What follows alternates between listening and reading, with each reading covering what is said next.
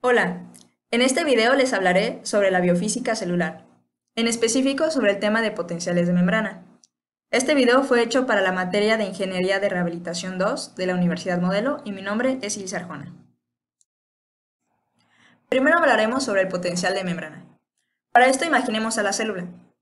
Aquí vemos su núcleo y alrededor de ella se encuentran los organelos que están todos dentro del citoplasma celular. Y lo que separa la célula del exterior es justamente la membrana celular, la cual va a ser una parte muy importante para este tema. De igual manera, aquí vemos a una célula y todo el espacio que se encuentra fuera de ella se llama espacio extracelular. Ahora, si yo agarrara un multímetro y lo midiera dentro de la célula, me daría cuenta de que ésta tiene un potencial eléctrico. Aquí lo podemos ver representado. Este potencial eléctrico se le va a llamar potencial de membrana y se mide en milivolts. Representaremos el potencial de membrana con la letra EM. Ahora, cada célula tiene un potencial de reposo específico, que va de los menos 30 milivolts a los menos 90 milivolts. ¿A qué se debe este potencial de membrana? Pues bien, se debe a que dentro y fuera de la célula existen iones. Algunos de estos iones son positivos, o sea, cationes, y otros de estos son negativos, o sea, aniones. Veremos que dentro de la célula existe una mayor concentración de iones negativos, a comparación de su exterior. Debido a esto, la célula tiende a ser, en su estado de reposo, electronegativa. Debido a que hay una diferencia de potencial en la membrana celular, se dice que la membrana está polarizada. Ahora, esta polarización puede cambiar. Si el potencial de membrana se vuelve más positivo que el potencial de reposo, decimos que esta membrana se despolarizó.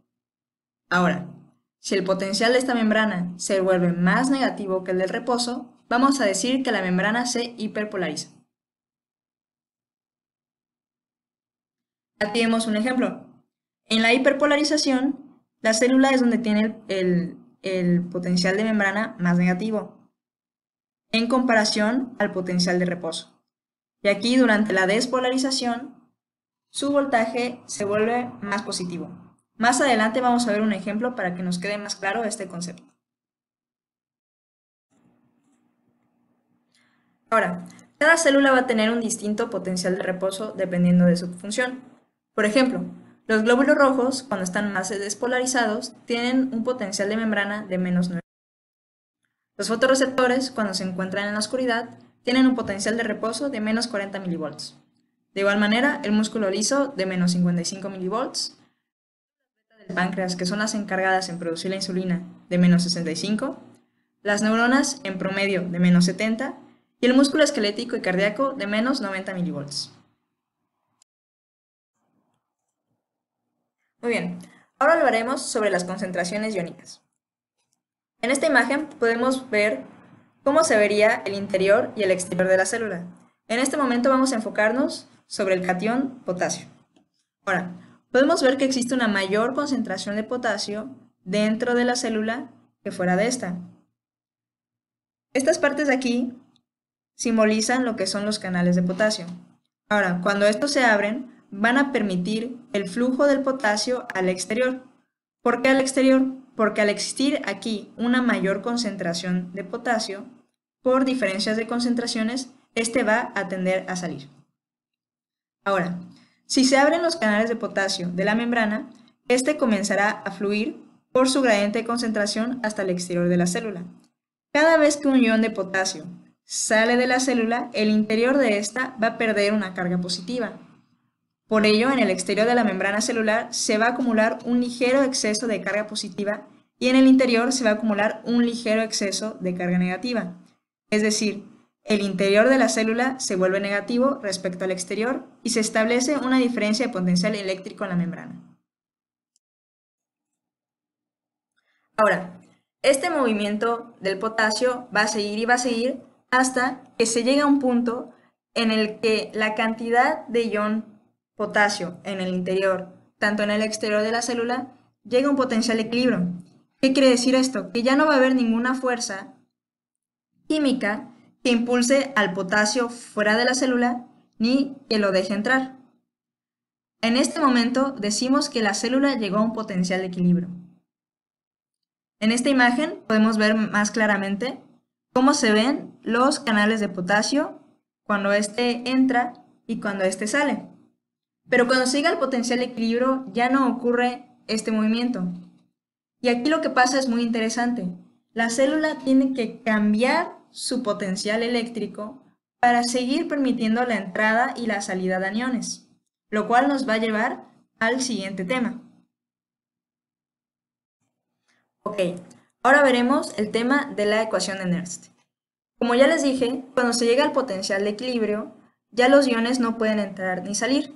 Por lo tanto, la célula necesita cambiar su potencial eléctrico para continuar con este flujo de entrada y salida de iones. La ecuación de Nernst, precisamente, nos va a ayudar para calcular la cantidad de energía eléctrica que necesita la membrana celular para dejar pasar al ion. Vamos a ver la fórmula. Nos dice que la energía del ion es igual a RT, donde R es la constante de los gases y T es la temperatura absoluta en Kelvin. Por lo tanto, para convertir los grados centígrados a Kelvin, serán los grados centígrados que tengamos más 273. Esta multiplicación está sobre ZF, donde Z es la carga del ion. Ahora, si vamos a usar un catión, esta carga va a ser más 1. Y si es un anión, la carga va a ser menos 1. Multiplicado por F, que es la constante de Faraday. Todo esto, que es una constante, se va a multiplicar por esto, que nos dice que es el logaritmo natural de la concentración del ion B, o sea, el compartimento B, menos el logaritmo natural de la concentración del compartimento A. Ahora, esto es muy fácil, solo necesitamos saber que el A es donde va a haber una mayor concentración y en el B va a ser donde va a haber una menor concentración. Por ejemplo, en el caso del potasio, normalmente hay una mayor concentración dentro de la que hay fuera. Así sabremos cómo acomodarlo. Ahorita vamos a ver un ejemplo para que esto nos quede más claro. Muy bien, nos dice el problema. Se tienen dos soluciones de potasio separadas por una membrana plasmática tipo. Una con un gradiente de concentración de 8 miliequivalencias por litro y la otra de 250 miliequivalencias por litro. Al abrirse los canales para el potasio, se te pide calcular el potencial de difusión para el ion en la membrana celular dada, si se asume que dicho proceso se da a una temperatura de 6 grados. Muy bien, vamos a obtener los datos de este problema. Tenemos a R, que es una constante, T, que es la temperatura, y el problema nos está diciendo que está a 36 grados. Por lo tanto, 36 más 273 nos da 30 grados Kelvin. Ahora, este ion es el potasio, el cual es positivo, por lo tanto nuestra Z va a ser igual a más 1, la constante de Faraday, y vamos a poner en la solución A, que tiene una concentración de 250 miliequivalencias por litro, y la solución B de 8 miliequivalencias. Ahora, cuando estos datos los ponemos en la fórmula, como aquí lo vemos, nos da como resultado una energía de menos 91.66 milivolts. Esta es la carga que va a necesitar nuestra membrana para dejar pasar específicamente al ion potasio. Ahora, ¿cuál es el problema de esta ecuación? Que solamente nos permite calcular el potencial de membrana para un ion en específico. En el tema siguiente veremos cómo calcular el potencial de membrana para más iones. Muy bien, para este problema vamos a utilizar la ecuación de Goldman-Hutchins-Katz. Aquí podemos ver a la membrana celular y a los canales de potasio, y como les decía, existen distintos iones. Por ejemplo, está el sodio, que es un catión, y también está el cloruro, que es un anión. Esta ecuación nos va a servir para calcular el potencial de membrana para varios iones, y aquí tenemos la fórmula. No es muy difícil, nos habla de que el potencial de membrana va a ser igual al potencial de equilibrio de cada uno de los iones, del calcio, del sodio, del potasio y del cloro. Donde aquí tendremos la G simboliza la capacitancia de cada ion y esta es la sumatoria de capacitancias. Ahorita un ejemplo para que nos quede más claro. Muy bien. El problema nos dice que una fibra muscular presenta mucha conductancia al calcio cuando se produce en ella una contracción muscular. La fibra tiene en ese momento una conductancia al calcio de 15 partículas por segundo, al sodio de 25 partículas por segundo, al potasio de 5 y al cloruro de 2. ¿Cuál es el potencial de membrana de esa fibra muscular en ese momento? Muy bien, primero obtendremos los datos. Ya se nos dio los valores de conductancia y tenemos que sacar el total de estos valores que al sumarlos nos da 47. De igual manera sabemos que el potencial de membrana para cada uno de estos iones está aquí indicado.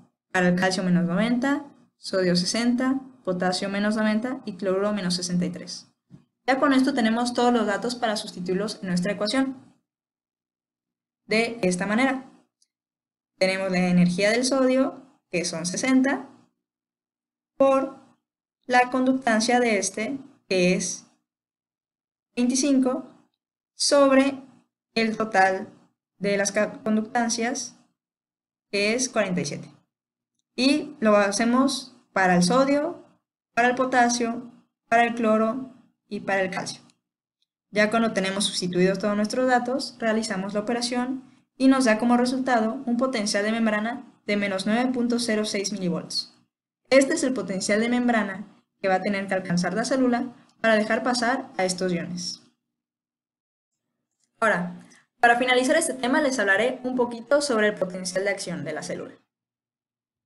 Primero, tenemos que estos, los menos 70 milivolts, es el estado de reposo de la célula.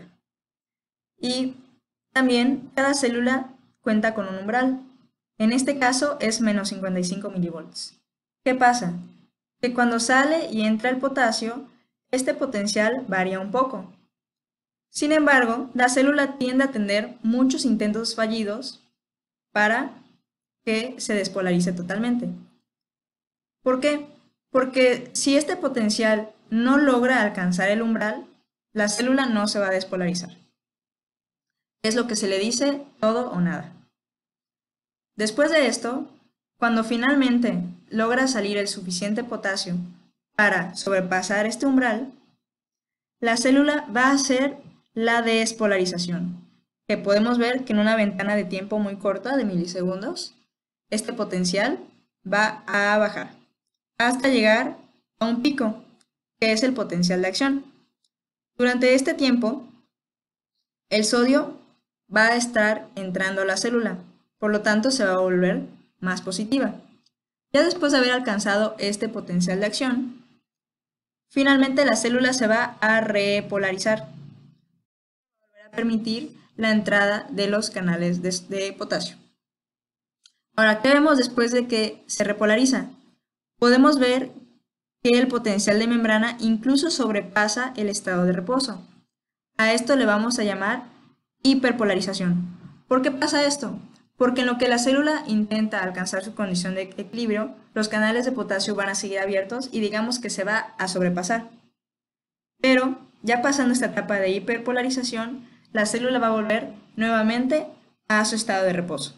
Por lo que podemos ver que este es el ciclo que toda célula hace para despolarizarse. Muy bien, muchas gracias por ver este video. Espero que hayan aprendido algo y les haya gustado. En este tema, a mí la parte que más me gustó fue aprender las fases de la despolarización de la célula, que es el que acabo de explicar. Me pareció muy interesante y es increíble pensar que la célula realiza este ciclo miles de veces durante el día y eso lo hace cada célula de nuestro cuerpo. Entonces, bueno, espero que les haya gustado y hasta luego.